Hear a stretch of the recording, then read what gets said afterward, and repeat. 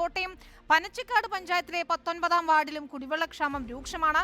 കടുത്ത വരൾച്ചയെ തുടർന്ന് സമീപത്തെ കുളം വറ്റിയതോടെ ജലനിധി പദ്ധതി ടാങ്കിൽ വെള്ളം എത്തിക്കാനാകാത്ത സ്ഥിതിയാണുള്ളത്. ജലജീവൻ പദ്ധതിയുടെ കണക്ഷൻ എടുത്തവരും ജലം ലഭിക്കാതെ നിരാശയിൽ തന്നെയാണ്. ടാങ്കറിൽ കുടിവെള്ളം എത്തിച്ച് പ്രശ്നപരിഹാരം ഉണ്ടാക്കണമെന്നാണ് നാട്ടുകാരുടെ ഇപ്പോഴത്തെ ആവശ്യം. പനച്ചിക്കാട് പഞ്ചായത്തിലെ 19-ാം വാർഡിലെ ജനങ്ങൾ വലിയ തരത്തിലുള്ള ഒരു കുടിവെള്ള ക്ഷാമം നേരിടുന്നുണ്ട്. ഇവിടെ ജലനിധി പദ്ധതിയുടെ ഭാഗമായ ഒരു ടാങ്ക് സ്ഥാപിച്ചിരുന്നു. എന്നാൽ കടുത്ത വരൾച്ചയെ തുടർന്ന് അവിടെ വെള്ളം എത്തിക്കാൻ സാധിക്കാത്തത് ഒരു പ്രതിസന്ധിയാണ്.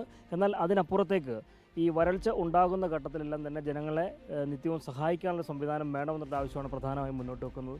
എന്താണ് നിങ്ങളിപ്പോൾ ഇവിടെ നേരിടുന്നൊരു പ്രതിസന്ധി? ഞങ്ങൾക്കിപ്പോൾ ഇവിടെ കുടിവെള്ളം ഇല്ല. പിന്നെ ഇത് അംബിക ശുദ്ധജല പദ്ധതിയുടെ വെള്ളമാണ് ഇവിടെ ഉള്ളത്. അതിപ്പോൾ ആഴ്ചയിൽ 2 ദിവസമേ വരുന്നുള്ളൂ. പിന്നെ ജലജീവൻ മിഷൻ ഇതിലെ പൈപ്പിട്ട് പോയിട്ട് ഇപ്പം 2 ആഴ്ച കൂടുമ്പം ഒരു ദിവസങ്ങളിലൊക്കെ വരുന്നുള്ളൂ. ചില വീടുകളിലൊന്നും കണക്ഷൻ പോലും, ഞങ്ങളുടെ ഒന്നും വീട്ടിൽ കണക്ഷൻ പോലും ഇതുവരെ അവർ തന്നിട്ടില്ല.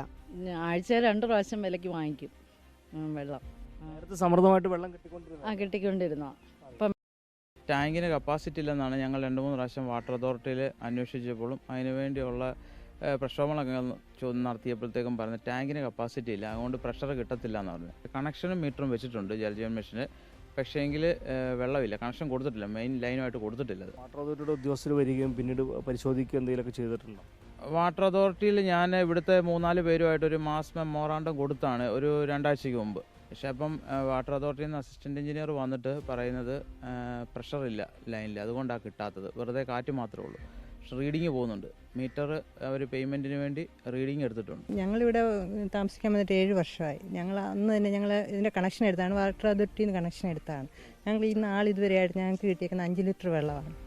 കഴിഞ്ഞ ദിവസം ഇവിടെ വന്ന് മീറ്റർ റീഡിങ് എടുത്തായിരുന്നു. ഇത്രയും വർഷം ഈ വർഷത്തിനിടയ്ക്ക് 5 ലിറ്റർ വെള്ളമാണ് ഞങ്ങൾക്ക് കിട്ടിയേക്കുന്നത്. ബില്ല് കൃത്യമായിട്ട് വരുന്നുണ്ട്. ആഴ്ച 2 ആകുന്ന ഇനിയും മഴയൊന്നും പെയ്തില്ലെങ്കിൽ അവിടുത്തെ വെള്ളം കുറയും. അപ്പം പിന്നെ ആഴ്ചയിൽ 1 പോലും കിട്ടത്തില്ല. പഞ്ചായത്തിൽ നിന്നും മുനിസിപ്പാലിറ്റിയിൽ നിന്നും വാട്ടർ അതോറിറ്റിയിൽ നിന്നും കിട്ടേണ്ട വെള്ളങ്ങളൊന്നും നമുക്ക് കിട്ടുന്നില്ല. എല്ലാ മാസവും അവർ കറക്റ്റായിട്ട് ബില്ലും വരുന്നുണ്ട്, കാറ്റ് മാത്രമേ വരുന്നുള്ളൂ, വെള്ളം വരുന്നില്ല. ആഴ്ച 2 പ്രാവശ്യം 3 പ്രാവശ്യമൊക്കെ വെള്ളം വില കൊടുത്ത് മേടിക്കണം. എന്നെ ഏറ് തള്ളുമ്പം ബില്ല് വന്നുകൊണ്ടിരിക്കുക. അപ്പം നമുക്ക് തുള്ളി വെള്ളം പോലും വരുന്നില്ല.